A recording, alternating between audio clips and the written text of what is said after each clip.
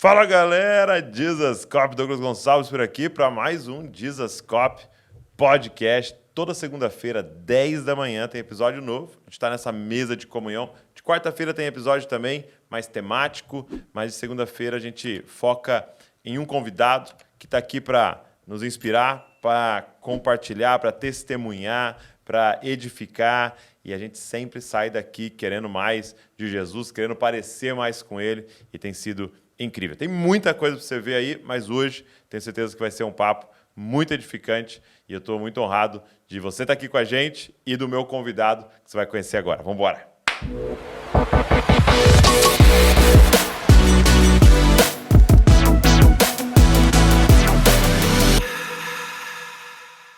Neto, obrigado, cara. Você está aqui com a gente. Primeiro, não tenho nem que agradecer. Acho que eu que tenho que agradecer a Deus pelo convite, né? Sigo o seu canal, vejo seus vídeos e estar aqui hoje. Eu que sempre falo nas minhas palestras, né? Um homem comum como eu. Então, privilégio estar aqui. Obrigado pelo convite. Espero que legal. Façamos algo maravilhoso para o público ver, né? Muito bom. Tem a galera do Desascope aqui, no caso foi a Nath, né? Que vai convidando e a gente fica sempre olhando histórias, testemunhos e aquilo que a gente quer compartilhar nessa mesa. A gente fala que o Desascope é um grande megafone, né? Que a gente vai escolhendo na boca de quem a gente vai colocando, né? E fiquei muito feliz de saber que de alguma forma te alcança lá também o trabalho aí do que a gente vai produzindo aqui. Muito honrado. E, cara, eu queria te perguntar, eu gosto sempre de começar com isso com todo mundo, né? Como é que você conheceu a Cristo? Né? Como é que foi a sua conversão? Você vem já de um lar, de família cristã ou não? Não vim de uma família cristã. O primeiro contato que eu tive com Jesus Cristo foi quando eu saí de casa com 18 anos. Fui morar em Francisco Beltrão em 2013. E um rapaz gaúcho... Você é da onde? Sou do Rio. Do Rio. E um gaúcho, foi a primeira vez que eu saí de casa para jogar bola. O primeiro clube que eu joguei, porque eu comecei velho, com 18 anos. Foi no interior do Paraná, em Francisco Beltrão. E um gaúcho, amigo meu, me falou sobre Jesus, o Renato. E eu lembro que eu ia todas as noites num vestiário do clube. Ele me explicava sobre Jesus, sobre a palavra. E teve um dia que eu aceitei Jesus, cara. Eu era bem novo, mas eu aceitei naquele negócio, não sabia muito. Uhum. E eu vim de um outro contexto da Igreja Católica. Então eu continuei indo nas missas, assim, mas eu senti que aquilo me gerou uma outra sensação com Deus, sabe? Mas continuei indo, depois não pratiquei mais, né? E depois de um tempo, já casado, comecei a ir numa célula em Campinas, em 2011. E aí você estava jogando aonde? No Guarani. Tá. E aí eu e minha esposa começamos a ir nessa célula, cara, e foi muito bacana, assim, porque a gente ia na célula, era uma célula que tinha no prédio, que a gente morava. O jogador que fazia a célula era o Marcos Denner, que jogou no Flamengo. Então ele já estava no final de carreira ali, foi jogar no Guarani. E ele sempre levava um pastor ou ele levava a palavra. E nos clubes que eu joguei, sempre teve as células do clube, que eram as reuniões durante os hotéis, quando a gente viajava. Isso foi me dando um amadurecimento, fui crescendo.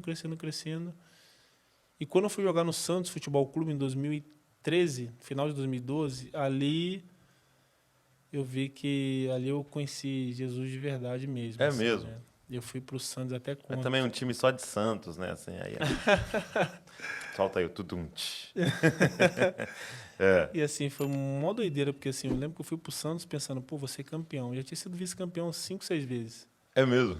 Nunca tinha sido. E eu fui pro Santos com aí tudo. Vou jogar com o Neymar, vou ser campeão. A gente perdeu 2 finais. Uma pro Corinthians, outra pro Ituano. Eu perdi o pênalti contra o Ituano ainda. Mas foi no Santos que eu conheci a Igreja Batista Central e foi lá que eu me batizei, eu, minha esposa. A gente amadureceu na fé. Antes a gente ouvia falar muito, mas a gente teve experiências assim de verdade, de sentir, de entender. E assim, quando eu falo de sentir, a galera tem que entender. Não é sentir porque está tudo dando certo. Minha maior experiência com Deus foi quando tudo deu errado. Entendeu? De você não entender o porquê, o pra quê, por que comigo. Então Deus revelou algumas coisas, nos deu a paz que a gente precisava no pior momento, nas dificuldades, e trilhou o caminho que Ele queria pra gente. Então, em Santos, assim, foi quando eu me batizei. E é uma história engraçada, Douglas, porque assim, eu me batizei em 2014. Fiz o mesmo curso de batismo que a minha esposa. O pessoal foi lá em casa, discipulou. Falei para Simone, vamos batizar. Simone, eu já sou batizado. Eu falei, você batizado? Não, isso aí. Não, porque eu já fui batizado. Eu falei, tu estudou comigo? Tu vem? Não, eu me batizei sozinho, cara. Uma tristeza. E eu lembro que eu falei com o meu pastor, o pastor Carlos, o mesmo pastor. Mas ela tinha sido batizada onde? Na Igreja Católica. Ah, tá, quando criança. Então acho que ela não queria, Ou não? entendeu? Aham. E assim, eu falei com o meu pastor na época, o pastor Carlos, lá de Santos, da Igreja Batista Central, ele é o pastor que foi com a minha esposa lá para Colômbia quando deu a tragédia. Uhum. Minha esposa não tinha com quem ir, meu pai, meus irmãos não tinham passaporte, ele foi com a minha esposa. Eu lembro que eu falei para ele, pô, pastor, Simone, ele, o que houve, meu filho? Pô, o que houve? Eu vou me batizar, ela não vai se batizar. Ele, não, mas o que tem? Eu falei, o que tem, pastor? Pô, ela fez o curso junto comigo, cara. Ela não tá, ela não é possível que ela não tá entendendo o que me explicaram lá. Aí ele para mim, filho, deixa eu te falar um negócio. Olha o comportamento da tua mulher. Olha o jeito dela que ela te trata, que ela trata os filhos, o comportamento dela dentro da igreja, dentro dos grupos da igreja. Tu acha que ela não tem Jesus no coração dela, não? O batismo é questão de tempo. Não força que tu atrapalhe a ação do Espírito Santo. Uau, você sabe o conselho. E eu fiquei assim, mas pastor, mas ela estudou comigo. Não, filho, deixa ela. Aí, beleza. Perdi o pênalti na final, me batizei dia 18 de agosto, dia 14 de agosto de 2014. Aí fui para Chapecó em fevereiro de 2015. Aí você perdeu o pênalti nessa época aí? Perdi o pênalti no início do ano. Aí me batizei ali em agosto. Aí eu saí do Santos, fui para Chapecoense em fevereiro. Mas deixa eu fazer uma pergunta para você. A pessoa perde o pênalti. Ela fica umas noites sem dormir assim? Cara, eu vou te ser sincero, eu não fiquei. Não ficou? Não fica voltando assim a assim, imagem? A minha maior tristeza, cara, foi porque, assim, Douglas, eu vi minha esposa chorar com meus filhos em casa quando eu cheguei. Eu vi meu pai me ligar chorando quando eu tava indo pra... Pô, meu pai me ligou chorando, cara. Meu pai me ligou chorando, assim, foi... O pessoal em volta todo sofre porque junto. só o sofrimento é de amigo, de pai, mãe, de esposa. Eu tinha filhos pequenos que iam pra escola, então, assim, foi um baque, assim, tipo assim, um fardo que tu, tipo assim... Tu não perdeu sozinho e tem gente sofrendo mais do que você. Então, assim, você tem que ser forte. Porque se você cair, todo mundo já caiu. Então, a responsabilidade é tua. E eu lembro, assim, que, cara, foi um baque, assim. Eu lembro que eu cheguei em casa, nesse dia que eu perdi o pênalti, minha esposa começou a chorar. Ela foi no carro comigo sem falar nada. Do Pacaembu até o apartamento em Santos. Não falava nada. Quando abriu a porta de casa, ela chorou tanto. É mesmo. E eu estava batizado, eu estava quase me batizando, mas já estava firme com Cristo. Sabe, o batismo foi o final do processo, mas eu já estava firme. E ela também. Apesar dela, não quero me batizar agora, não, já sou nesse período. Mas ela falou, por que Deus deixou isso acontecer? Você é um cara tão temente a Deus, um cara que trabalha tanto. Eu falei, Simone, não sei. Eu sei que outro dia eu estava lá em Francisco Beltrão, no time da tua cidade, que é da 2ª divisão do Paraná, e hoje eu estou no time que o Pelé jogou. Então, eu não vou questionar Deus. Eu não questionei Deus quando Deus me colocou aqui nesse grande clube. Eu não posso questionar agora. Eu sei que eu vou ser campeão uma hora, Deus vai me honrar. Muito bom. Então, assim, mas tu vê toda a família entristecida. E aí eu fui para Chapecoense em fevereiro e foi eu e meu pai, porque eu já tinha matriculado as crianças na escola em Santos, estava tudo certo, porque eu achava que ia renovar, não renovei por causa do pênalti. E fui com meu pai para Chapecó. Cara, eu cheguei em Chapecó, fui pro hotel. Um belo dia, minha esposa me liga chorando. Ai, meu amor, tem que falar com você. Eu falei, o que houve, Simone? Eu vou me batizar. Eu falei, tu vai o quê? Vamos batizar, amor. Deus falou comigo. Estava escutando um louvor do Renascer e Deus falou comigo. Eu falei, Deus falou contigo quando eu saí daí. É isso aí mesmo. Não, aí o Espírito... Não, porque eu senti o Espírito Santo. Eu falei, tu sentiu? Não estou entendendo. Eu até brinco com o meu pastor que me batizou, que eu falo assim, pô, pastor, tu batizou ela em água corrente. Eu batizei lá naquela piscininha gelada de cima, de trás do púlpito lá, hein? Tu fala, coisa e tal. Então, assim, a gente passou muitos processos assim de crescimento pessoal e espiritual também, foi tudo junto, sabe? Fui o primeiro namorado dela, eu fui um jovem assim, meio um pouco do mundo, porque eu aprendi isso. E nós conhecemos Jesus junto. Ela foi a mulher que eu olhei à primeira vista. Foi a primeira vez que eu olhei para alguém e falei, cara, eu me encantei com ela. Ela foi a primeira e única que aconteceu isso comigo, sabe? E a gente formou uma família junto sem ter condições. Eu sempre falo, quando eu casei com a minha esposa, eu casei, fui jogar em Foz do Iguaçu, um time pequeno. Ela teve um cisto no ovário, que ela já tinha perdido um ovário que tinha virado um tumor antes de me conhecer. Então, larguei futebol, fui morar de favor com a minha sogra é empregada doméstica. Então, joguei amador no interior do Paraná, trabalhei de barman, tudo junto, e Deus nos deu um casal de gêmeos, sabe? Então, assim, a gente aprendeu tudo junto, a gente cresceu junto. Hoje eu estava até falando com o Filipão e com o Moisés, que uma vez ela falando, olha, cuidado, hein, porque tu vai palestrante, tira foto, coisa e tal. Entendi. E eu falei para ela assim, ó, vai me trocar não, brincando. Eu falei, eu não posso trocar uma promessa de Deus por uma aventura, né? Você é uma mulher que Deus escolheu para mim. Eu sinto isso. Que demais. E não tem nada mais gostoso pro ser humano, pra gente que é homem, que tu sentir que tu tem alguém do lado que Deus escolheu. Cara, quando tu fala assim, essa mulher não é só a mulher de relacionamento, é um presente de Deus para você aqui na Terra, tu sabendo que isso aqui é passageiro demais. Isso aqui vai acabar um dia e... Mas tu vê que... E é maravilhoso quando acontece isso, né? De você encontrar essa pessoa lá atrás, né? Porque eu percebo, assim, de pessoas... E ouvindo histórias, né? De pessoas que têm muito sucesso no futebol, ou muito sucesso numa empresa, ou muito sucesso na música. Ela fica sempre com essa desconfiança nos seus relacionamentos. A pessoa está aqui por quê, né? Ela está aqui pela fama, ela está aqui pelo meu dinheiro, ela está aqui pelo prestígio, ela está aqui... Então sempre fica aquele pé atrás de por que aquela pessoa está aqui. Agora, esses relacionamentos lá de trás, né? Que você não tinha nada para oferecer. Não tinha nada. Eu pedi para casar com a minha esposa, cara. Cara, que loucura que eu fiz. Meu pai não queria que eu casasse, não. Mas meu pai depois deixou. Eu lembro que eu falei para minha mãe, eu quero casar. Minha mãe falou assim, E minha mãe me fez um interrogativo. E meu filho, mas assim, essa moça é uma boa moça? Eu falei, acho que é, mãe. Mas, meu filho, tu acha que vai ser boa mãe para os teus filhos? Eu falei, não, acho que vai. Vai ser boa esposa para você? Eu falei, acho que vai. Se um dia você não tiver nada, ela vai cuidar de você, mãe? Eu acho que vai. Não, então casa. Eu falei, mas, mãe, meu pai não quer que eu case. Teu pai casou com 18 anos, vai falar o quê? Eu resolvo com ele aqui. Então, assim, a Simone foi um presente de Deus na minha vida, assim, né? Eu já tive até um sonho uma vez, eu tive uma visão, Douglas, assim, eu tenho um sonho, eu tive uns 4, 5 sonhos na vida, que para mim foram visões. Teve um sonho que eu sonhei que eu estava assim, no nada, como se tivesse em outro planeta árido, assim, e tinha uma pedra, tipo uma cor de uma esmeralda, assim, que ela ia do infinito para o céu e do infinito para os lados. Eu falava, caraca, atrás daquela pedra é o céu, eu tenho que ir lá. E eu ia, sabendo assim, eu morri.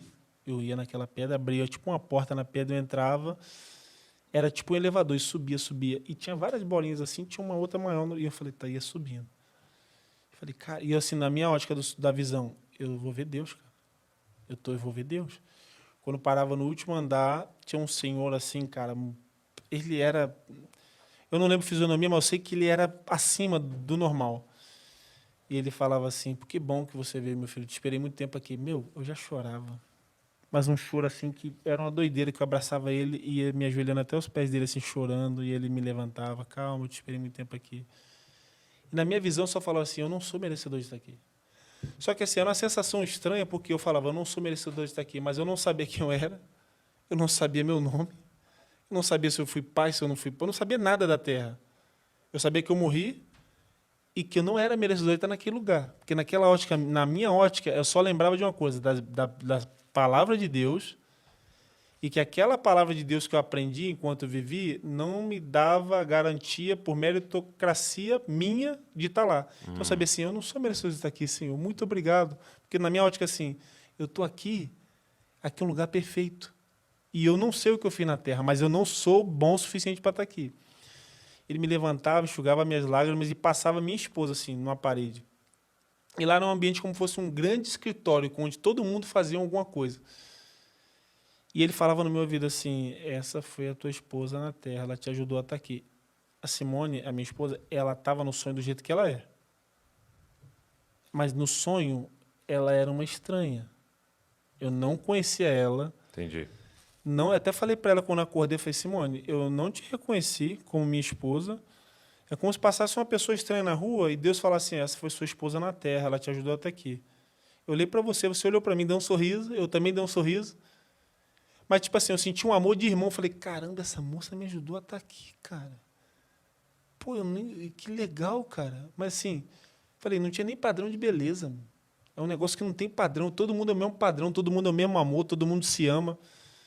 Então, assim, eu sinto assim que, cara, foi a mulher que Deus escolheu para mim. Esse é o propósito do casamento, né?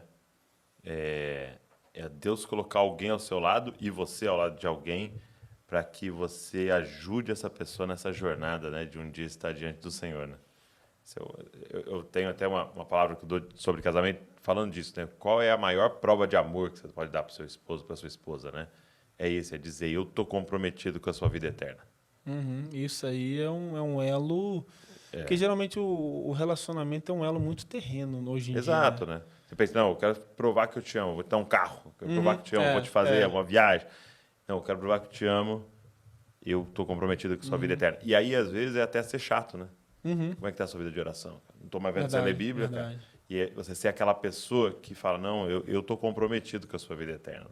Isso é uma das maiores provas de amor. E tem uma parada muito doida, Douglas, assim, que, tipo assim, minha esposa, de um ano pra cá, ela escreve textos, ela se empenha mais, assim, com a palavra, ela aprende mais e me explica muito mais. Isso eu falei pra ela, ela escreve textos, assim, maravilhosos, lindos, que ela coloca no Face dela, bonitinho, no Instagram dela, sempre com um tema que Deus coloca no coração dela. Ela atrela as experiências de vida dela com versículos bíblicos. E eu falei, cara, Simone, tá muito fera isso.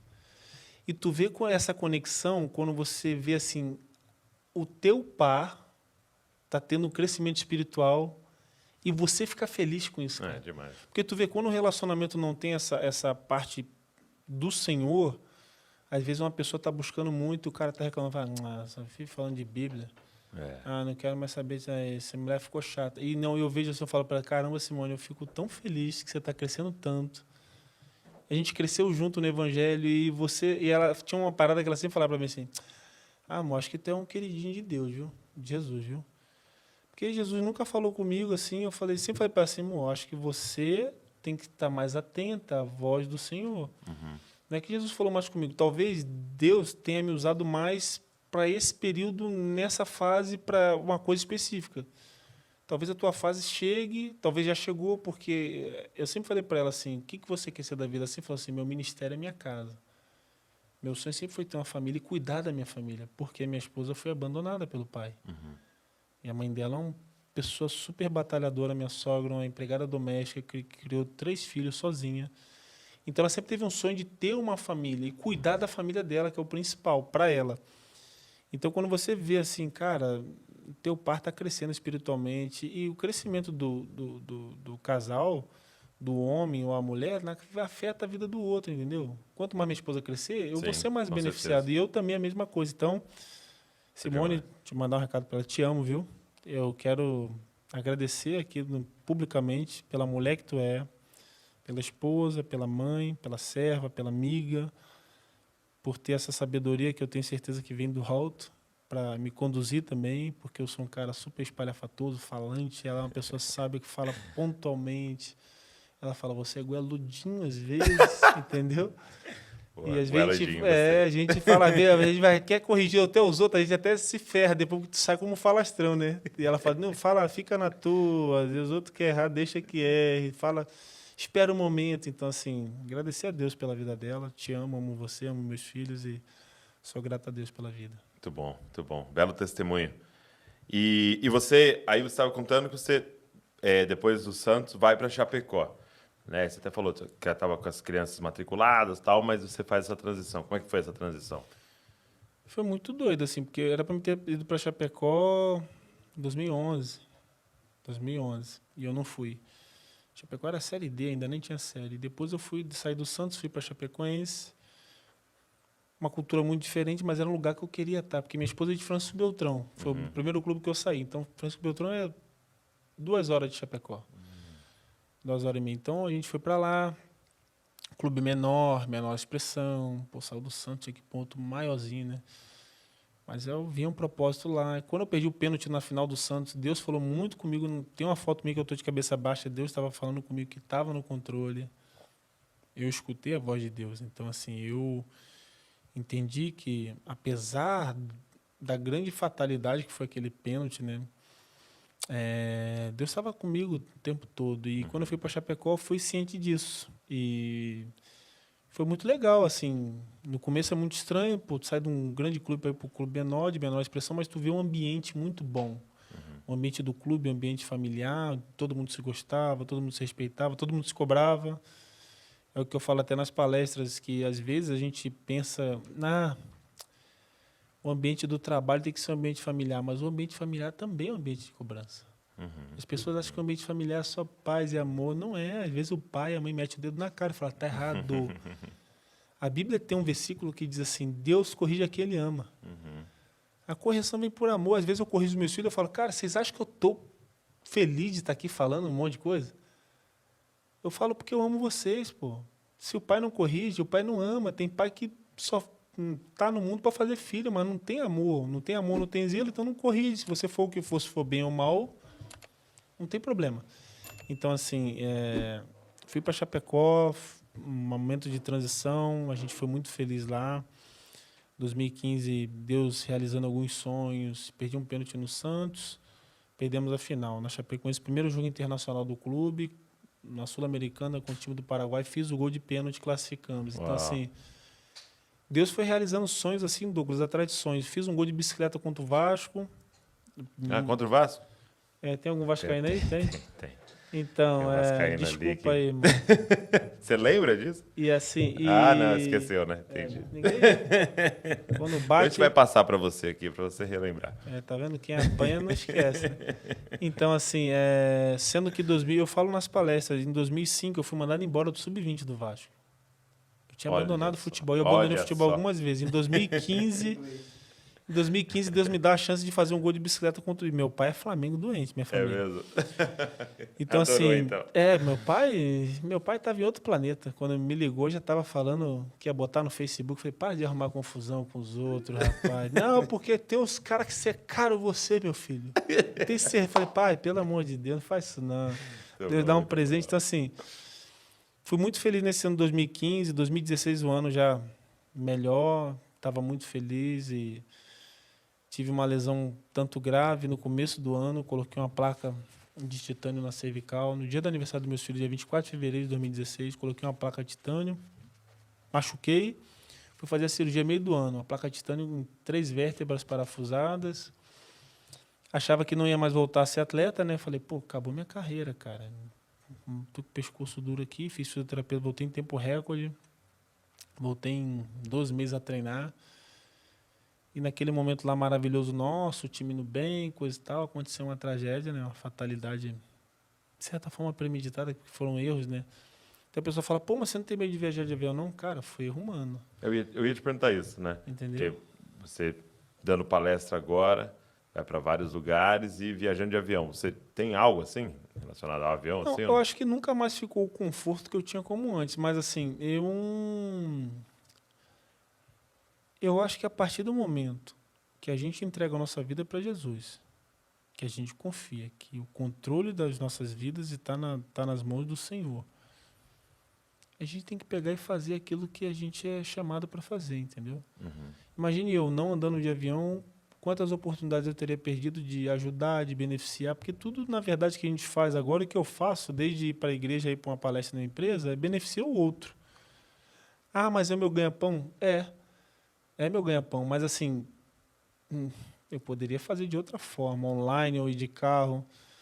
Seria muito mais, o custo seria maior, a complicação seria maior, talvez eu não fosse. Então, assim, eu acho que o medo ele tira... Qual foi a primeira vez que você andou de avião? A primeira vez foi depois da tragédia, logo depois. Voltar, né? Para voltar, e eu tinha que voltar num jatinho, Douglas, aquele lá eu pipoquei. É mesmo?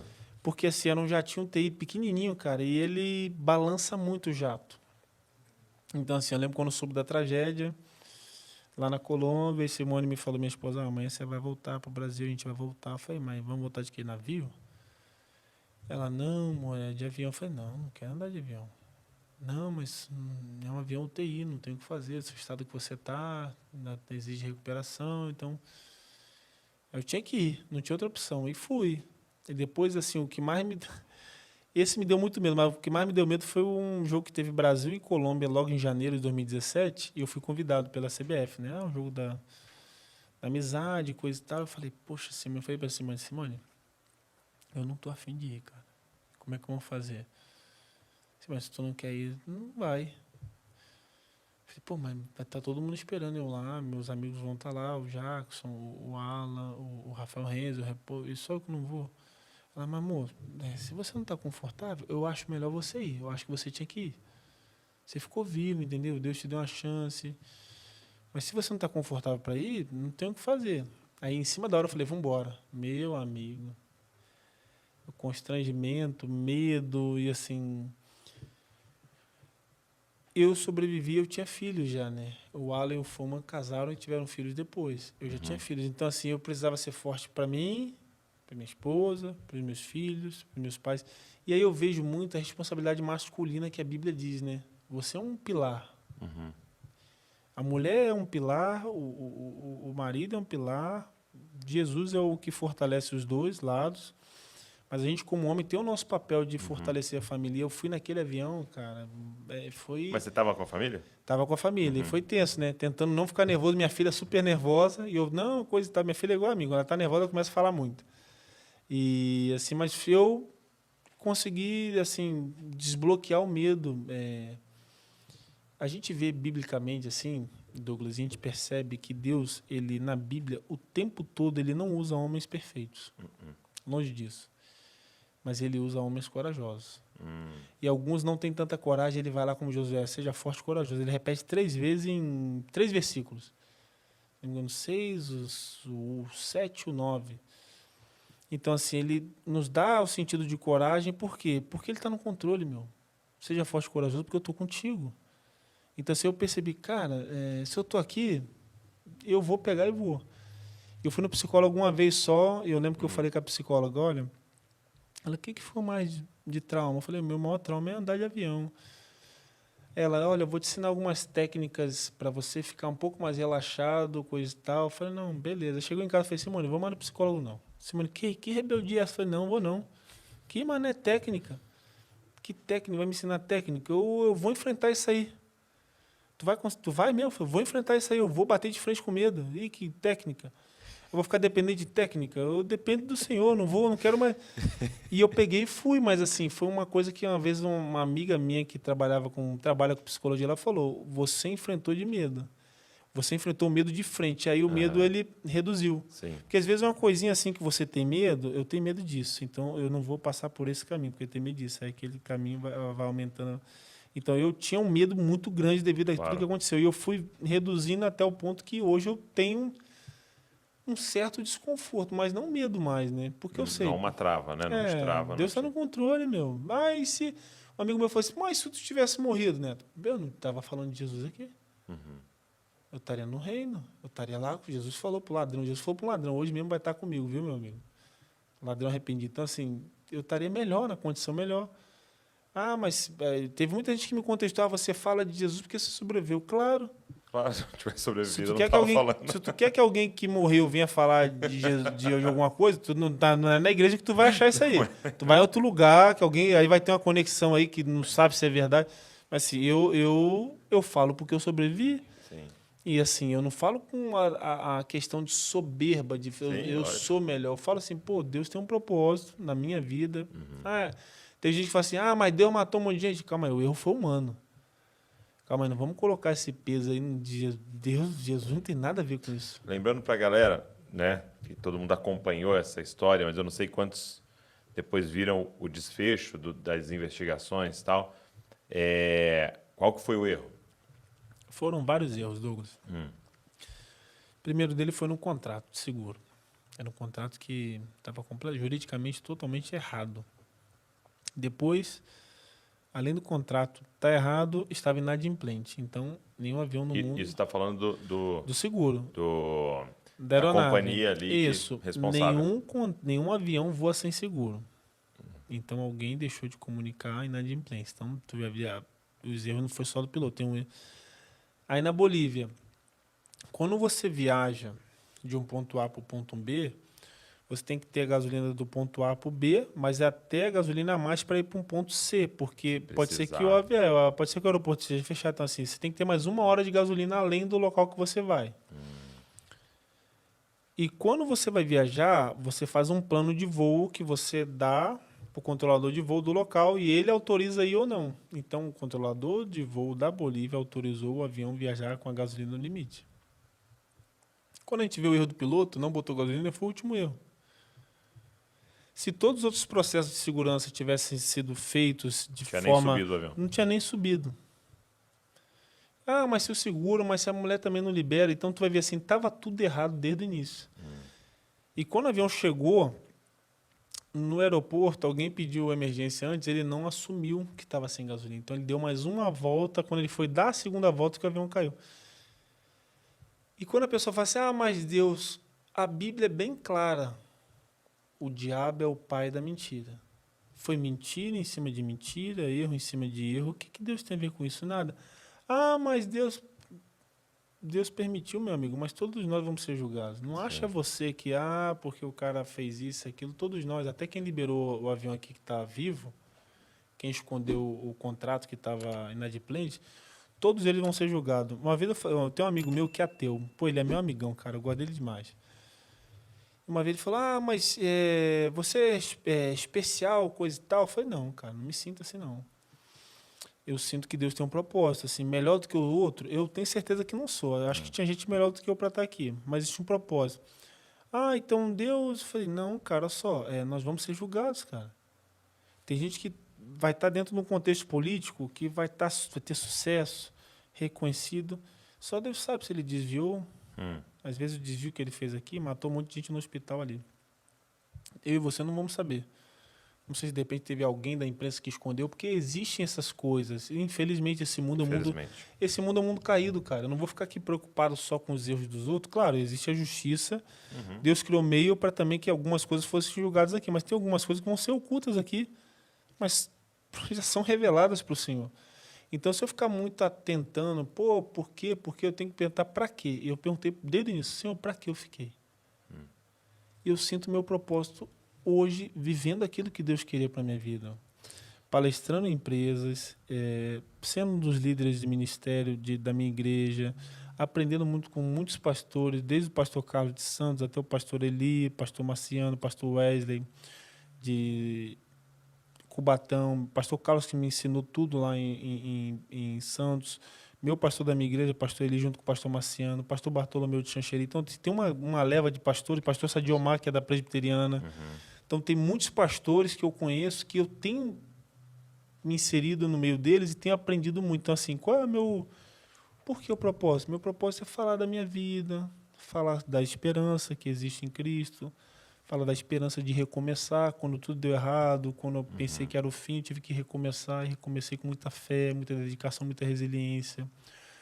Não foi fácil, e nada é fácil, a gente vê Deus usando pessoas, mas a gente se atenta muito no resultado final. Pessoas passaram dificuldades, cara. Então, vejo minha vida assim, cara, falando sobre tudo que Deus fez, aquilo que eu passei, conto das minhas vitórias, mas conto muito das minhas derrotas também, porque o Senhor, Ele esteve no meio de todas elas. Sim.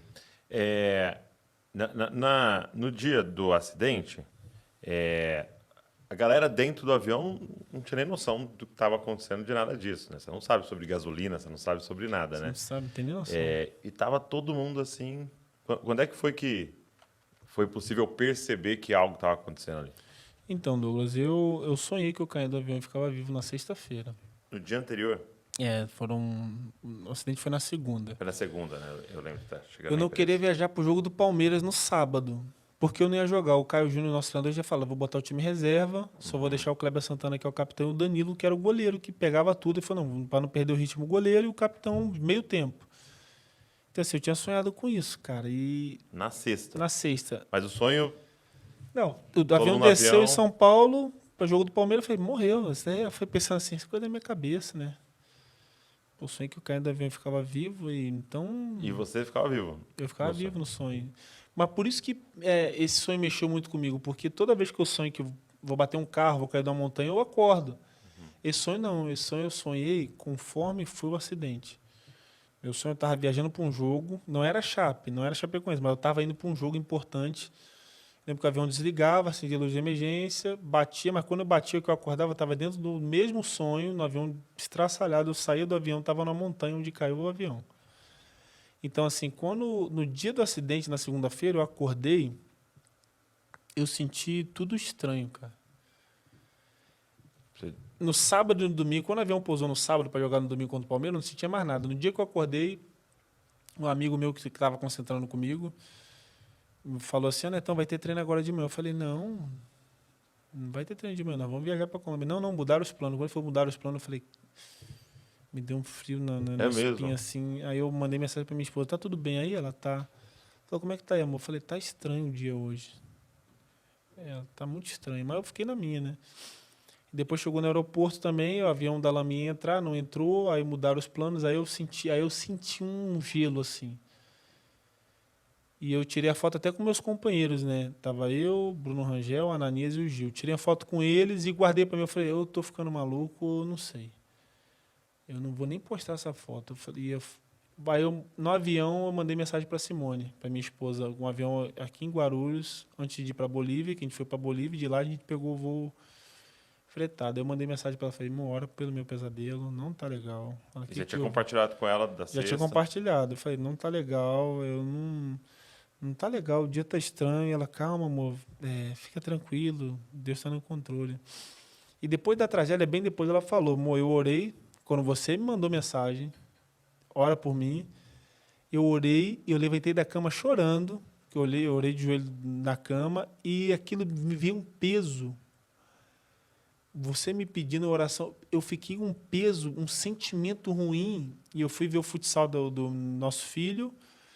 Cheguei lá chorando, a mãe me perguntou, eu falei para ela: ó, o neto não tá legal, me pediu oração, tá com um pressentimento ruim. Aí liguei para uma esposa de um É amigo meu. mesmo? Ela falou: liguei para uma esposa do amigo nosso, que era cristã também, eles são cristãos, e ele faleceu. Liguei para ela, falei: o neto é amiga, coisa e tal. Ela falou: calma, não vai dar nada não. E deu tudo, né? Tudo aconteceu de ruim.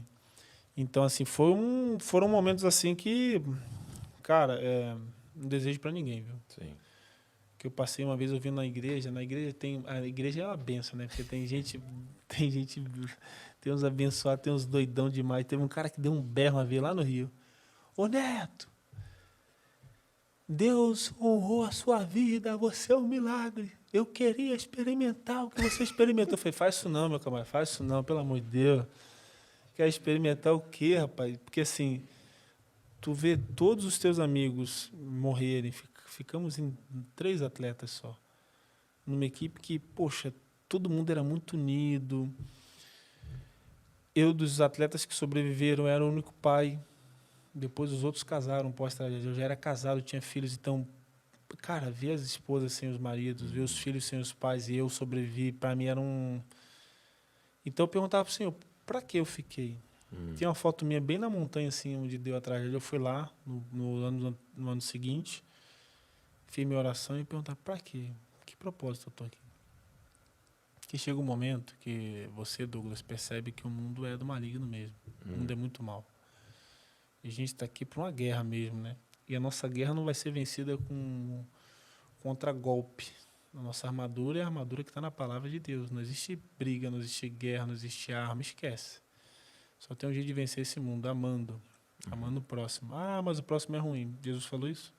Amar o teu inimigo, orar por quem persegue você.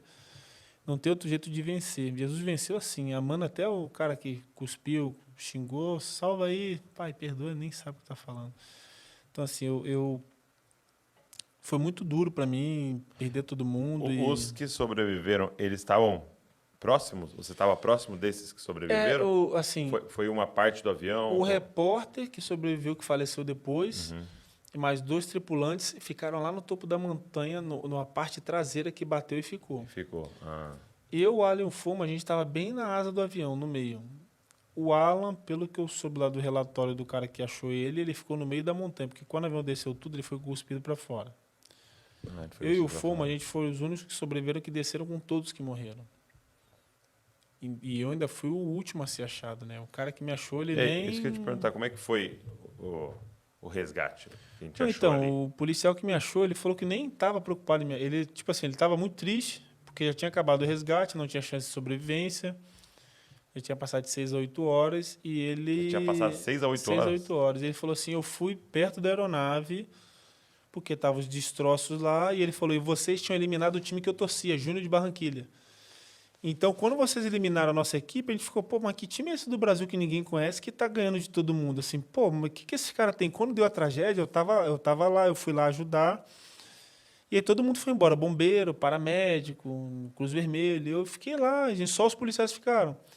E eu fui lá perto dos destroços, cara, assim, pensar, refletir, cara, por que isso aconteceu? Tinha os pertences para tomar conta, e aí eu escutei um gemido. Aí foi quando eu escutei um gemido, eu chamei um outro policial, um companheiro, o outro policial falou para mim, vai dormir que você está cansado. É mesmo? Você não tem condição de ter alguém vivo, você está cansado. E ele insistiu pro cara, e o cara foi lá ajudar ele, contrariado, e escutou meu gemido. E assim, foi que tirou o fuzil, estava debaixo de uma fuzilagem, tinha pedaço de árvore, me tirou. Ele falou, tava eu lá. Falou, trauma de crânio aberto, tinha terra dentro do crânio. Foi todo cortado, e ele falou, você tentava fechar a cabeça, assim, o crânio. Você gemia de muita dor. Você tentava fechar? Ele falava que eu tentava, tipo, apertar, porque isso aqui é um corte que vai até aqui atrás. Ele falou que tava com terra dentro, assim, ele tentava... Ele acha que ele tava com muita dor, né? E até falei pra minha esposa, pô, Simone, eu queria tanto lembrar dessas coisas. Então, e você não lembra de nada? Não. Qual é a última lembrança? A última lembrança foi quando o avião saiu, porque assim, eu fiquei com muito medo quando eu mandei mensagem para Simone no Brasil. Quando o avião desceu na Bolívia, eu falei, pô, morreu esse medo, essa é coisa da minha cabeça. Uhum. Pegamos um avião fretado, e o avião fretado já era só a gente, jogador, com os repórteres, os brasileiros. E aí, quando o avião tá lá, assim, na hora de descer, todo mundo já estava dormindo, eu não consegui dormir, mas não era por medo, estava escutando meu louvor no meu fone. E aí, o avião desligou. Já tem essa lembrança? Tem essa lembrança. O avião desligou, fez um barulho tipo uma queda de luz. Tchum! E apagaram todas as luzes e acendeu a luz de emergência no chão. Quando acendeu a luz de emergência no chão, eu lembro que eu falei assim, eu pensei assim, eu sonhei com isso. Foi igual o meu pesadelo. Eu olhei para o chão assim, eu olhei para a janela assim, eu pensei, eu sonhei com isso, Senhor. Isso não pode acontecer, isso acontece em filme, isso não acontece na vida real. Aí eu olhei para a janela assim, porque a luz do avião à noite ela pisca, e ela não piscou. Eu fiquei assim, eu falei, não é possível. Eu falei, Jesus, tem misericórdia de nós. E ninguém falava nada. E a gente foi vendo que o avião estava... O motor estava desligando, daqui a pouco não tinha mais barulho de motor, era barulho do vento. Só planando. E aí tocou o alarme, pi, pi, pi. E aí eu já lembro que eu orava muito e falava assim, Jesus, tem misericórdia de nós. Eu sempre pedia... Isso falando em voz alta aí. Voz alta, sempre falar tudo para nós. Aí muita gente já acordando e orando. Muita gente que acordou já estava orando. Mas eu falava tudo para nós. Eu não orei em ponto nenhum para mim. Eu falava, Jesus, tem misericórdia de nós. Jesus, nos ajuda. Filho de Davi. Então, assim, eu falava tudo e chorando já. Foi quando o meu amigo Bruno Rangel, que estava do meu lado, me olhou com a cara de tristeza, assim, me olhou no olho e fez assim, ó. E começou a orar também. E aí eu só falava, Jesus, tem misericórdia de nós, filho de Davi, pilota esse avião. E minha última frase, que quando eu vi que tocou lá, pi, pi, pi, pi, eu lembro que eu baixei assim e falei assim, Jesus, eu vou falar pro mundo que tu é real se eu ficar vivo. Eu sei que tu é real, eu sei que tu existe. E aí eu já... Aí foi acordar dia 11 de dezembro, assim, sem saber de nada. Então, depois de quantos dias você acorda? O acidente foi dia 28, eu acordei dia 11 de dezembro. 11 ou 10 de dezembro, não lembro. Uns 12 dias pra frente. E nem sabendo de nada, né? Aí você acorda no hospital? Acordei. Minha esposa, meu pai, meu irmão mais velho, o pastor de Santos, o pastor Carlos que me batizou, o pessoal falando espanhol. Eu falei, que isso? Estou em outro país, o povo vem me ver. Aí o médico do clube falou que eu me machuquei, mas eu não lembrava de nada, nem tive maldade de olhar pro meu corpo, né? No segundo dia eu já... Opa! meu corpo está muito machucado. Essas marcas que eu tenho aqui, eu não tinha nada. Eu falei, mas nariz todo preto, reconstruído, tinha ponto na pálpebra, tinha ponto na orelha, crânio todo Cabeça. cheio de ponto. Eu falei, não, a minha perna de grampo de ferro. Mas no primeiro dia você pensou o quê? Aí ele falou, tu machucou no jogo. Eu falei, é mesmo, doutor? Aí Quanto ele é que... falou que machucou no Ele jogo falou, pra... mas eu não tinha me atentado ao meu corpo, porque eu tava meio grogue, né? Muito tempo, pô, em E coma. muita medicação. Muita medicação. E ele falou, não. Eu falei, mas e quanto é que deu o jogo? Ele falou, não sei. Você machucou, eu vim aqui te ver. Eu falei, pô, rapaz... Não lembro de ter Até que jogado. será? Eu falei, pô, nós acho que foi. Eu pensando assim, eu só pensava no jogo, pensava assim, eu acho que a gente foi campeão, cara. Olha só. Acho que a gente foi campeão, porque o nosso time é bom demais. Mas no segundo dia o que eu falei, comecei a olhar meu corpo assim, falei, não tem como, cara. Esse daí é mentira. Isso aqui não é lesão de jogo. E eu pressionava muito Simone. É engraçado que eu falava pra ela, ó. Teve um dia que eu me liguei, eu falei, Simone, o que tá acontecendo? Ela, acontecendo o quê, amor? Tá mentindo pra mim? Ela, não, amor, eu falei, tá mentindo, ó. Eles não me amam, não. Meu pai, meu irmão, você falou que me ama, quem ama não mente. O que está acontecendo? Ela saiu chorando. E eu comecei a notar que alguma coisa muito grave aconteceu, mas comigo. Porque uma vez meu pai, eles revezavam, era uma UTI de isolamento. Então entrava um por vez. Então de 6 em 6 horas, meu pai, minha esposa, meu irmão e o pastor Carlos. Teve um dia que eu estava de madrugada, acordei assim de madrugada, meu pai chorando igual uma criança. Falei, tá acontecendo alguma parada aí. Meu Deus, meu pai tá chorando. E eu lembro que meu irmão chegou de manhã e falou, ô Netinho, tudo bem? Como é que tá? Tá bem? Meu irmão, aquele ajeito dele, meu irmão bem agitado. Meu pai chorou. Eu falei, meu pai chorou, mano. Meu pai chorou mesmo? Eu falei, ele tava, eu acho que de madrugada ele chorou aí. Ô pai, vem cá, pai, vem cá. Acho que meu irmão deu uma dura no meu pai, porque meu irmão, ele sempre foi muito brincalhão e ele sempre tentava dar uma manobra quando eu perguntava o que está acontecendo. Ele falava, vai ficar bom logo, rapaz. Ele sempre me zoava. Eu lembro que uma vez um enfermeiro foi me limpar, que eu estava de fralda, e ele falava, olha aí, hein, cuidado, hein, rapaz. E tipo assim... Usava o humor ali usava o humor para amenizar. tentar, tipo assim... porque eu sempre estava pensando, o que eu estou fazendo aqui? Eu não tenho resposta. Eu lembrava do... E a orientação para a família toda era, não fala ainda, Não fala. aguarda. E Simone tinha falado pro médico, o neto sonhou com isso. Então, se ele acordar e saber, ele está um tempão em coma. Se ele acordar, ele não vai aguentar. Então, assim, foi muito duro quando eu soube, voltei E pro aí, Brasil. que momento que te falaram? Um dia antes eu vim pro Brasil. A sala da UTI ficou lotada, o médico falou, queria que você contasse do sonho que você teve. Aí eu falei para o médico, sonhei que eu caía do avião e ficava vivo. Falei para Simone. Aí a psicóloga já começou a chorar, saiu. Falei, mas que isso, cara? Aí ele, não, pode continuar. Contei o sonho, pesadelo, né? E ele falou, não aconteceu, né? Não foi um pesadelo, não. O avião da Chapecoense caiu, seus amigos faleceram, ficaram vivos, você olha o fumo da parte do clube. E para mim foi um negócio assim, meio que ele tá me contando uma história que não tem como.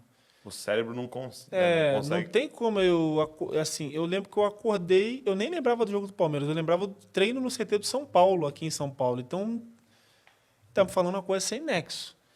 E eu falei pro outro médico, falei, doutor Marco, ô Sonaglo, é o que o Mendonça está falando. E o outro médico baixou a cabeça assim, eu olhei pro meu pai com o olho cheio d'água, minha esposa, falei, não acredito nisso. Eu falei, não, isso não aconteceu. Aí eu perguntava dos mais chegados, né? Pô, o Bruno Rangel não está aqui. E o Ananias não está aqui. Foi o Gil, o Danilo, o Kleber. Eu fui perguntando um por um assim, não. Eu falei, não é possível. Eu comecei a me culpar, né? Falei, poxa, eu sonhei com isso, porque eu não falei para meus companheiros, meu pai e minha esposa que me deram. Eu falei, se você não vai no voo e o avião cai, você ia ficar maluco. Meu Deus. E se você não vai no voo e o avião não cai, você ia ser o maior covarde da história que deixou de jogar uma final por causa de um pesadelo. Então, assim, eu vi que foi um aviso, sabe? E nesse tempo de coma meu, eu tive uma visão que eu falei para minha esposa um dia, e até vim conversando no carro com os meninos, e eu falei para eles, cara, eu tenho uma ótica assim, que eu creio que esse lugar existente onde Jesus está, ele já existe mesmo. Não é um lugar assim, na minha imaginação, é um lugar existente, é palpável. Por quê? Porque eu vejo tudo na Bíblia. Jesus se batizou, o Espírito Santo desceu como pomba, desceu do céu. Jesus regressou, Vou preparar um lugar para vocês. Jesus subiu. Jesus podia sumir. Não, ele subiu aos céus. A Bíblia diz que ele voltará, descerá dos céus. Então, assim, é um lugar fora desse sistema. Eu tive uma visão, quando eu estava em coma, que eu via a terra lá embaixo, azulzinha, coisa mais linda. Eu estava no espaço, assim. Eu estava flutuando, mas não era flutuação. Era como se Deus me segurasse na mão dele. Via a terra e pensava assim, morri. Saí da terra, estou indo para outro lugar. Eu olhei à minha direita, assim, eu vi um ser, Douglas, que ele era... Estão me ouvindo? Então, tudo certo. Acho que desligou aqui, O seu fone. meu fone. Eu vi um ser, cara, que ele era multicolorido. Ele falava comigo, mas não era uma boca como a nossa. Ele me olhava, mas não eram olhos como o nosso. Eu estava flutuando, mas era como se fosse na mão dele, mas é como se como se eu tivesse a minha mão fosse pegando uma mini formiga. Então, pra você ter noção do tamanho dele. E eu olhei assim, quando eu vi, eu virei assim e falei, eu estou diante do Criador, cara.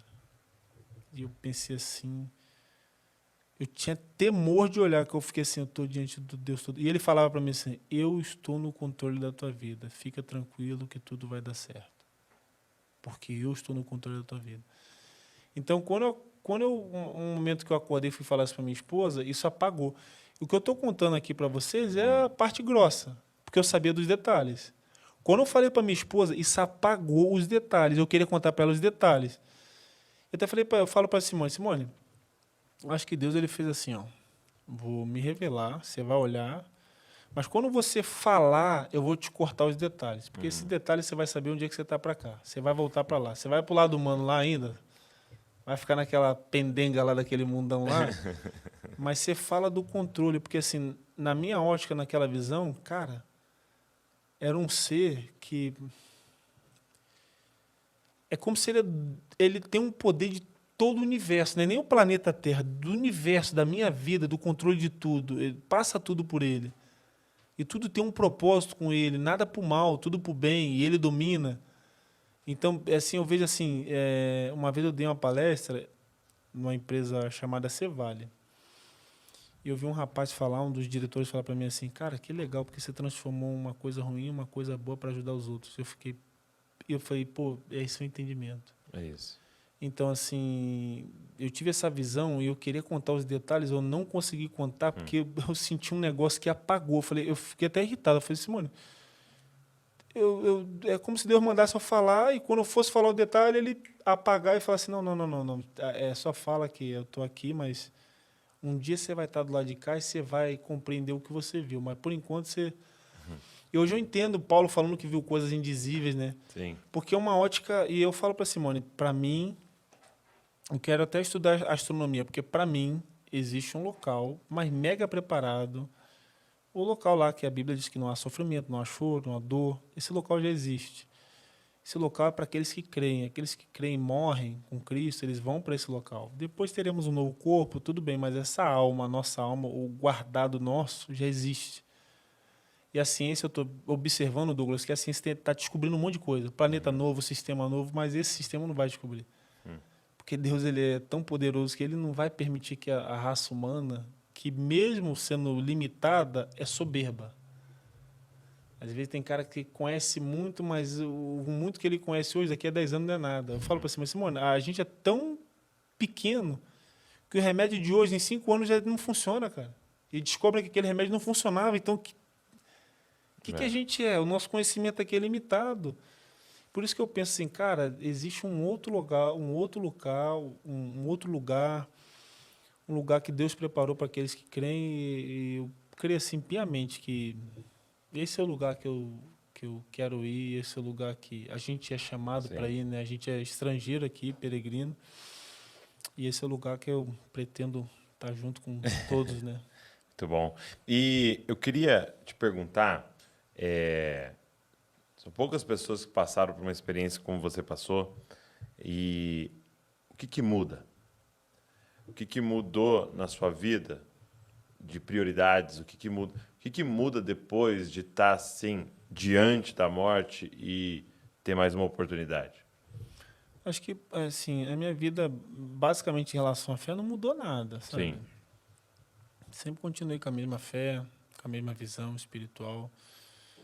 Mas eu acho que o que mais mudou na minha cabeça foi o meu entendimento da minha limitação. Porque geralmente a gente não... A gente sabe que teremos um fim aqui, mas a gente Não pensa sobre isso. pensa sobre isso, Não medita. E não compreende muito, porque acorda... E ali eu vi que existe um fim, e um fim quando você menos espera. Exato, sem data, né? Então, assim, eu procuro aproveitar a vida nos mínimos detalhes, assim, tipo de... Às vezes chego cansado de uma viagem, durmo um pouco mal, assim, que eu estou cansado, não dormi também, mas às vezes eu gosto de levar meus filhos 6h30 da manhã, ter que acordar para levar eles na escola. Porque eu entendi que a minha vida, ela é pautada e vai fazer a diferença para aqueles que ficam nos mínimos detalhes, em coisas mínimas. A gente às vezes acha que o que marcou foi a viagem para Paris, às vezes o que marcou foi tu comer um cachorro quente na esquina com a tua mulher, cara. Sim. Os teus filhos vão lembrar, não é daquela grande viagem, é às vezes de um grande sermão que tu deu neles, entendeu? De um grande abraço, de uma dificuldade deles que você sentou, abraçou e falou, já passei por isso. Então, são os mínimos detalhes. Então, eu me apego muito a isso. Eu sou um cara, sempre fui muito família, sempre gostei de estar com a família, com a esposa, com os filhos, com o pai, mãe, sempre gostei desse elo familiar, porque também aprendi que no pior momento da minha vida foram eles que estiveram comigo, né? De perto. Recebi muita mensagem, mas quem chorou os meus choros e se alegrou com as minhas alegrias foi a minha família, foi minha esposa, foi meus filhos, foi meus pais, foram meus pais. Então, assim, eu entendi a minha pequenez, o quão breve sou aqui nessa terra, quão impotente sou por alguma coisa, que naquele momento ali que você vê uma tragédia para acontecer, um avião cair, você sabe assim, não tem poder de nada. Nada. Acabou. E, às vezes, eu tenho uma ótica... Minha esposa fala assim, você é meio malucão, você é meio filósofo. Às vezes eu tenho uma ótica, Douglas, que às vezes isso aqui tudo é um sonho. Isso aqui é tudo um sonho, cara. E, às vezes, eu vivo assim, às vezes eu acordo pensando assim, eu estou sonhando de novo. Acordei para o sonho. Porque a minha realidade vai ser quando eu sair desse sonho. Quando eu não estiver mais aqui. E parece que é tudo tão sonho, porque o sonho é muito rápido. A gente sonha, às vezes, um sonho a gente sonha uma coisa assim doida, que a gente estava num lugar, foi para o outro, e tu dormiu às vezes 4 horas, 5 horas. Então o sonho é muito rápido. Às vezes eu olho fecho meus olhos, eu me lembro adolescente brincando de bola na rua. Sim. Parece que a vida é muito rápida, e eu vejo às vezes assim, cara, eu acho que isso daqui é um grande sonho, que para uns é um pouquinho maior, para outros é um pouquinho mais curto, mas tu perguntar para um senhor de 80 anos, eu falo assim, o que você acha da vida? Eu ia falar assim, passou muito rápido. Parece que foi ontem que eu estava solteiro, trabalhando com meu pai, que eu casei, que eu vi meu filho, que eu vi meu neto. Perguntar para um senhor de 80, ele vai falar isso. E para a gente é igual. Então, assim, Mas é interessante você falar isso, porque eu tive a oportunidade de fazer um podcast com o Francis Chan, né? Um autor de livros e tal, que tanto me influenciou. E ele tem uma história interessante com essa temática da morte, né? A mãe dele morreu no parto dele, então ele nasceu já sem conhecer a mãe. E aí, passado um tempo, o pai casou de novo e a madrasta morreu. Aí passou um tempo, o pai morreu e aí foi morar com a avó e a avó... Então, assim, ele foi rodeado de muitas mortes. E aí, é interessante ele falando sobre essa perspectiva, né? De quando você se depara com a morte, quando você tem uma noção real da morte, você passa a aproveitar mais de forma intensa a vida. Então, ele deu esse mesmo exemplo, né? E ele falou assim, por exemplo, eu estou aqui no podcast, ele estava no podcast, eu preciso entender que eu preciso dar tudo aqui agora, nesse momento, porque é agora. Eu não sei quando vai acabar, né? Eu não sei quando nós vamos morrer, quando isso aqui vai acabar. Então, a vida se torna mais realista, né? De, tipo, eu preciso aproveitar o momento. E aí, eu estava conversando com um amigo sobre esse negócio que a gente está vivendo agora, de parece que o ano está voando. Bem isso. Né? Lógico que tem a percepção quando você é criança, né? Como você viveu menos tempo, então sua percepção de tempo é diferente e tal. Mas, de fato, agora, quando adulto, parece, gente, vamos entrar em junho, entendeu? E você fala, acabou de virar o ano, ainda vamos entrar em junho. E aí ele falou assim, mas você sabe por que o tempo está passando tão rápido? Até o meu amigo doutor Johnny. Por que o tempo parece estar passando tão rápido? Porque a percepção de tempo, ela é medida em memórias. Então, quanto menos memória eu tenho, eu gravo memórias significativas, mais parece que o tempo passou rápido. Porque quando que parece que o tempo foi lento? É quando eu consigo lembrar de um monte de coisa que a gente viveu. Por que que a gente tem tão pouco a memória? Porque a gente está vivendo no automático. Bem isso. Você está aqui agora, mas você não está aqui. Você está pensando, meu Deus, eu preciso de uma ligação aqui e tal. O que você falou? E responder. Assim mesmo. Eu não estou nem aqui, eu não estou nem aí. Então, quando eu chego à noite, eu nem lembro disso aqui. Agora, quando você empenha, quando você está de verdade, quando você aproveita cada momento, uma ida na escola com uma conversa com seu filho, com a sua filha, aquilo fica na sua memória. E aí um almoço com a sua esposa, aquilo fica na sua memória. E aí uma conversa com um amigo, aquilo fica na sua memória. E de repente o tempo começa a se encher, né? Então eu vejo que uma experiência como essa te dá a oportunidade de falar, cara, eu preciso viver cada dia, né? É ruim dizer isso, mas como se fosse o último. Precisa dar um abraço, como se fosse o último. Vamos estar presente nas coisas como se fosse a última vez, né? E isso, acho que ensina a valorizar a vida, né? Ensina a valorizar momentos, né? A gente, às vezes... Jesus, ele dá bem um exemplo, se eu não me engano, é Marta e Maria, né? Uma tentando fazer um monte de coisa, enchendo a cabeça, a outra tentando aprender. Parando e se relacionando. Pés de Jesus. E você vê uma buscando um relacionamento, ouvir, sentar, a outra buscando produzir. E assim, qual a memória que ficaria guardada? Eu servi Jesus ou eu ouvi Jesus? E isso é um gancho até para a igreja. Às vezes você está dentro da igreja fazendo, não juntando memória alguma, não juntando experiência alguma, só fazendo. E às vezes muito mais para ser visto do que para servir. E às vezes você pode tirar um momento para falar, não, eu quero ouvir. Eu quero ouvir. Quero aprender. O que Jesus tem para me falar? O que a palavra tem para me falar? Às vezes a gente faz tanta coisa, nem lê a Bíblia. Faz tanta coisa com, assim, no entendimento de estar servindo, mas não está aprendendo, não está parando para ouvir Jesus, não está parando para ouvir o que Deus tem para a tua vida, está trabalhando e aquilo ali te acumula, aquilo ali te dá um peso, daqui a pouco você está cansado, daqui a pouco você não tem tempo, não tem para casa, não está feliz com isso. Cara, tem hora que tem momento de parar, entendeu? Parar, uma das formas de fugir de Deus é trabalhar para Deus. Porque você ficar trabalhando para Deus, você gasta todo o tempo e você não precisa estar com Deus. Né? E isso é muito real. Isso virou uma grande fuga, né? Porque é um ativismo e que no fim não tem relacionamento. Cara, uma vez eu recebi uma palavra profética. Né? Um amigo me deu a palavra profética. Ele falou um negócio que mexeu comigo. Ele falou assim, Deus pediu para te falar uma coisa, cara, assim... Ele pode falar, irmão.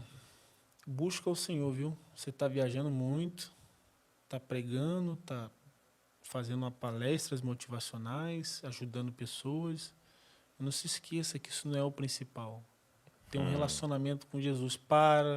Faz o teu devocional. Hoje mesmo, esqueci de trazer meu livro, que eu estou lendo um livro que é Deus no Meio dos Negócios, algo assim, um livro de um autor americano. E eu fiquei assim,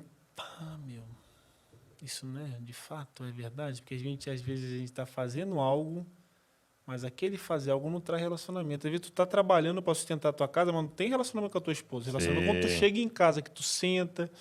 Isso até fiz uma pregação umas vezes sobre Zaqueu, lá na igreja. O pastor, às vezes, ele me chama para pregar num domingo. Que legal.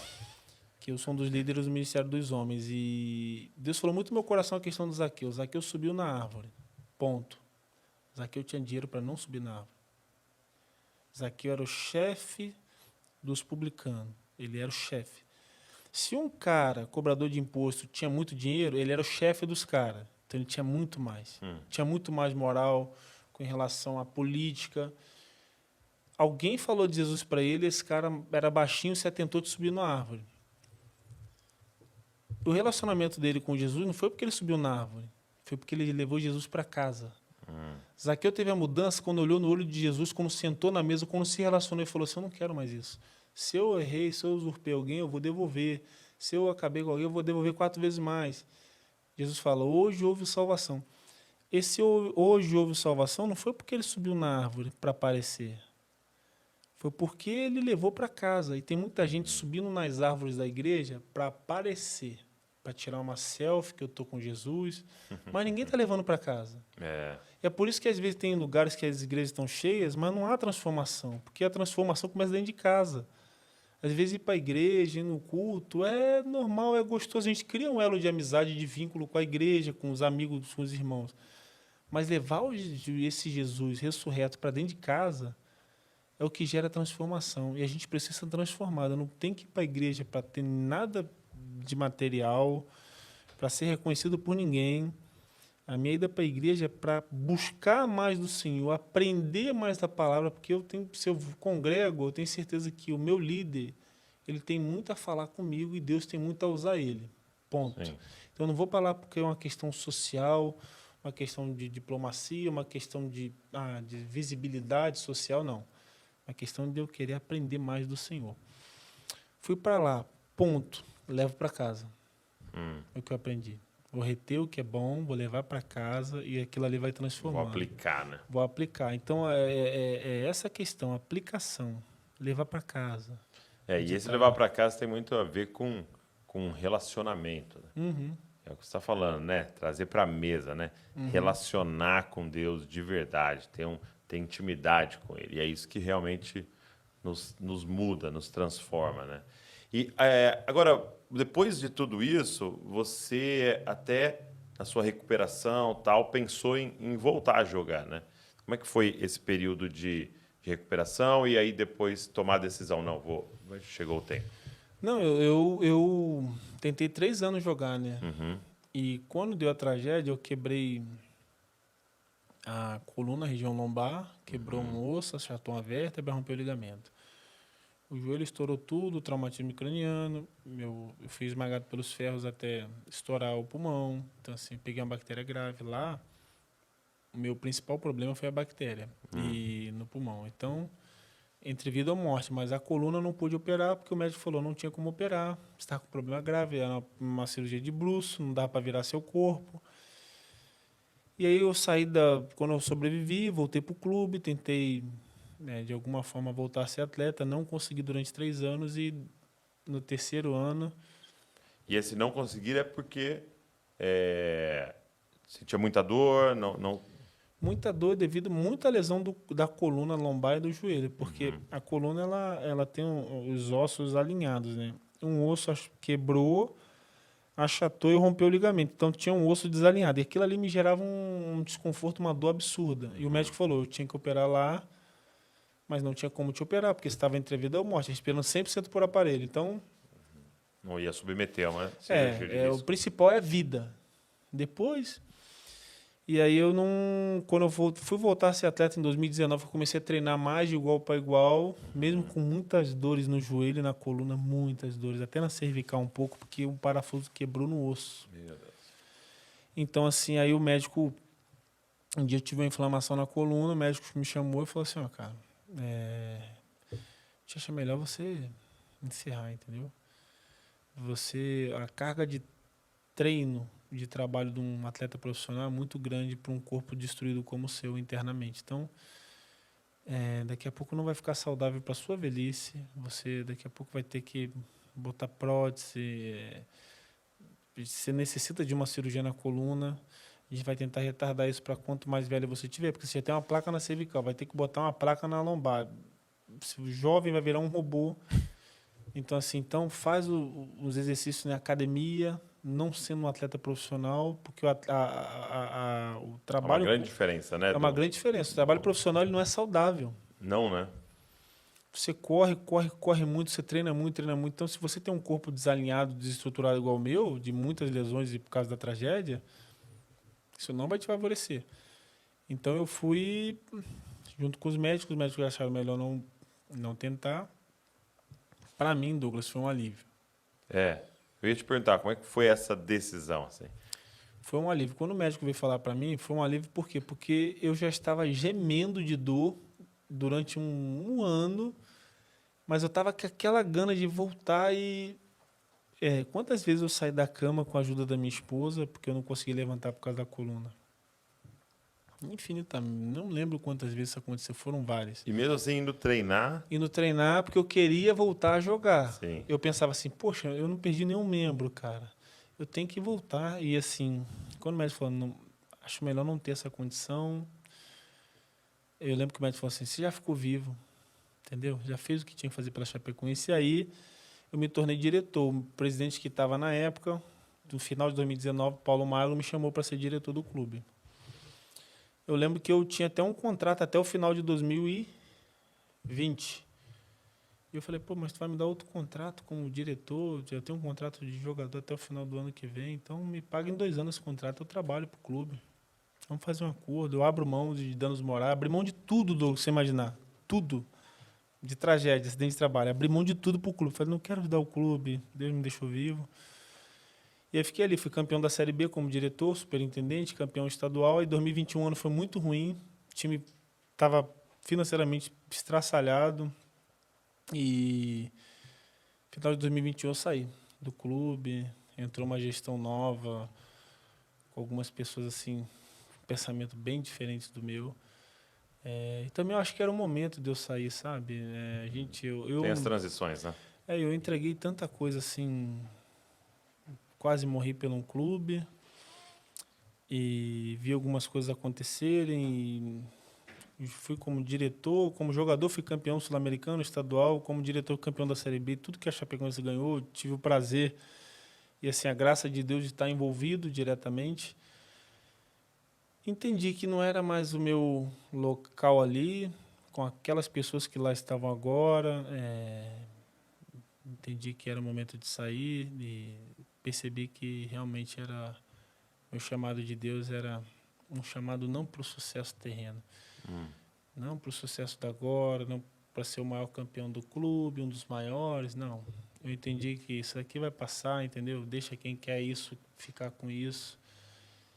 E aí começaram as palestras, os testemunhos nas igrejas que eu ia já, e meu amigo me deu uma ideia, você tem que ir em empresa. Eu falei para um amigo meu, o Adilson, eu falei, Adilson, já dei palestra para algumas empresas, mas, pô, cara, como é que vai ser isso? Não, Neto, tu não precisa falar de Deus, de Jesus diretamente como você fala, mas fala das tuas experiências, das lutas, das dificuldades, da tua família que te ajudou. Você vai ajudar muita gente, cara. Que tem gente depressão em empresa, tem. E eu falei, então vamos. E ele me ajudou.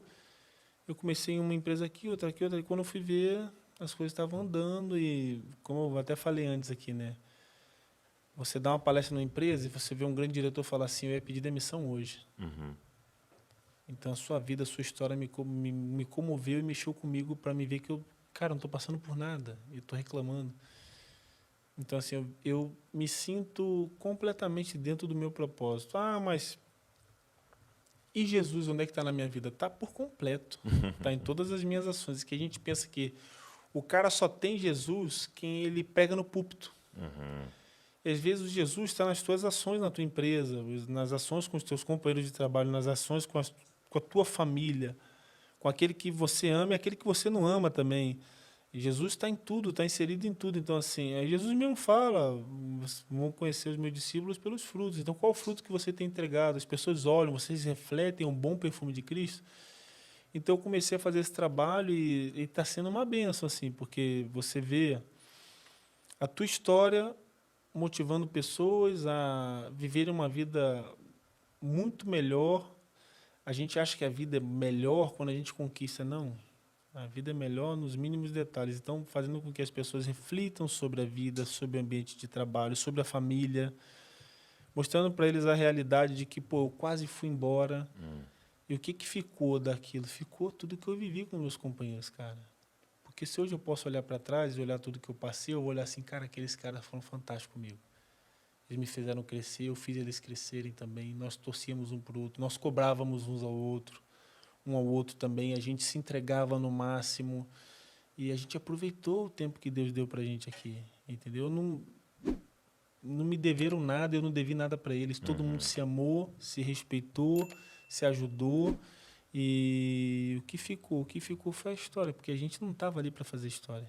A gente estava ali para fazer o nosso melhor. É o que eu falo nas palestras. A gente, quando estava jogando na Chapecoense, eu jamais imaginava, eu vou fazer parte do maior time da história do clube. Nem pensava nisso, eu e meus companheiros. A gente só pensava assim, não gostamos de perder. Vamos fazer o melhor hoje. Vamos fazer o melhor hoje, vamos aproveitar hoje. Estamos aqui, pô, às vezes o treino era 3 horas, a gente chegava 1 hora no vestiário, 1h30, para conversar. Pô, vamos enfrentar o Corinthians, vamos enfrentar o São Paulo. Cuidado com fulano, cuidado com o ciclano. Ó, então, assim, a gente vivia esse clima de querer fazer o melhor, de querer vencer e de entender que, poxa, eu vou cobrar meu companheiro porque eu dependo dele, porque ninguém vem sozinho. E isso foi o que me marcou muito assim, naquela equipe, a parceria, desde o presidente, que era um cara sensacional, que cobrava quando tinha que cobrar também, era duro muitas vezes assim, mas era uma dureza de coração de pai, né? O pai tem que ser duro às vezes também, né? Então, o que ficou foi isso, né? Depois, como diretor também, campeão, foi uma dádiva de Deus, mas assim, eu vejo que tudo isso talvez seja uma base para me palestrar e mostrar esses atos de superação que eu tive. Mas é pouco perto daquilo que Deus tem preparado para nós. Né? Bem pouco, nada comparado. Eu acho muito, muito bonito em tudo isso que você está falando, na sua fala, é que a gente repara que cada vez mais os atletas de Cristo, né?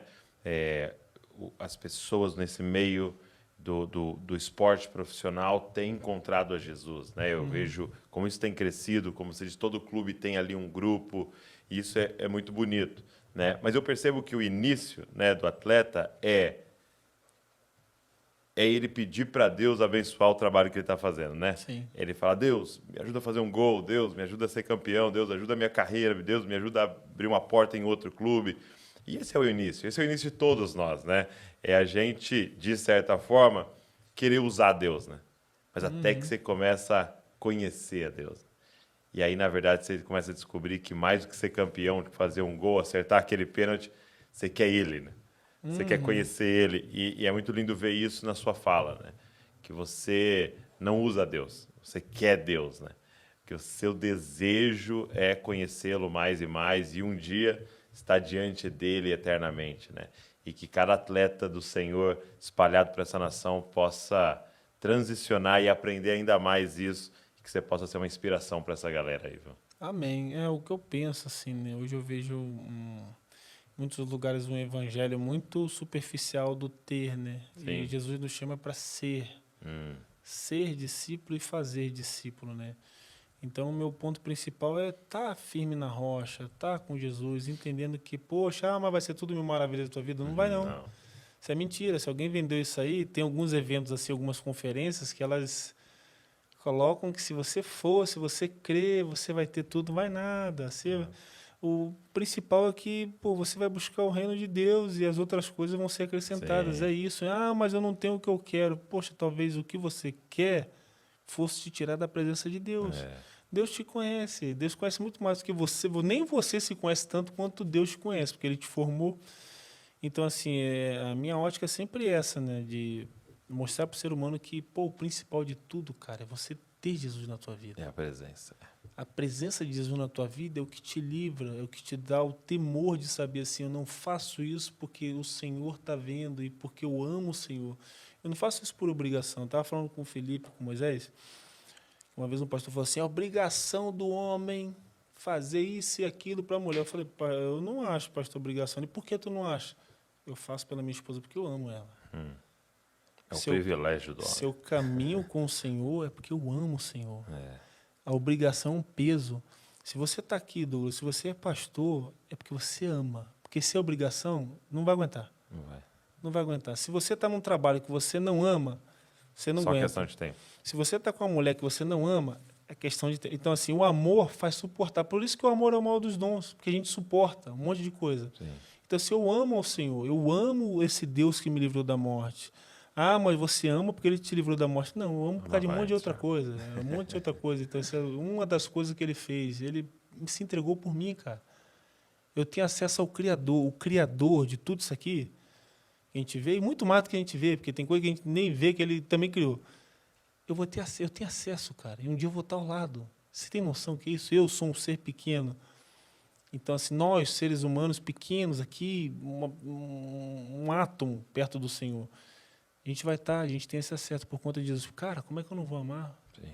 Às vezes eu erro e penso assim, o que eu estou pensando? E mesmo assim Deus me ama. Que doideira, eu não sou merecedor. Poxa, que coisa melhor do que essa? Você receber um amor antes de você amar, antes de você retribuir alguma coisa, você receber alguma coisa. E o amor é isso. Às vezes as nossas esposas, elas fazem uma coisa por nós, que a gente fala assim, pô, que beleza, graças a Deus. E assim, a gente, pô, é maravilhoso. E a gente faz por elas também alguma coisa que ela, poxa, que meu marido... Então assim, isso é o gostoso, isso é amor. O amor é dar uma coisa sem pedir nada em troca. Mas ao mesmo tempo receber, porque o amor recíproco acho que é o elo perfeito, né? Então esse amor por Deus eu tenho, Demais. busco demais e espero que continue até a E eternidade. a propagar isso. Obrigado, meu amigo. Que honra. Foi como é que é? A vigília com o Neto? A vigília com o Neto. Vocês não sabem a hora que nós estamos gravando isso aqui. Vocês vão Verdade. assistir em qualquer horário, mas nós estamos gravando aqui. Mas obrigado por esse tempo. Foi uma honra recebê-lo aqui. Que o Senhor continue te abençoando aí, sua família e todo o trajeto que ele tem pela frente aí. Amém. Obrigado. Você que ficou aqui com a gente, obrigado. Você que está nos ouvindo, nos assistindo. E eu queria te pedir, pega esse link, cara. Manda para todo mundo, que esse testemunho possa chegar a muitas pessoas e ajudar a muitas pessoas e inspirar a muitas pessoas. Tenho certeza que você vai poder abençoar alguém pegando esse link e mandando. E claro, se inscreve no canal aí do Dizascope para você receber tudo que a gente está produzindo aqui.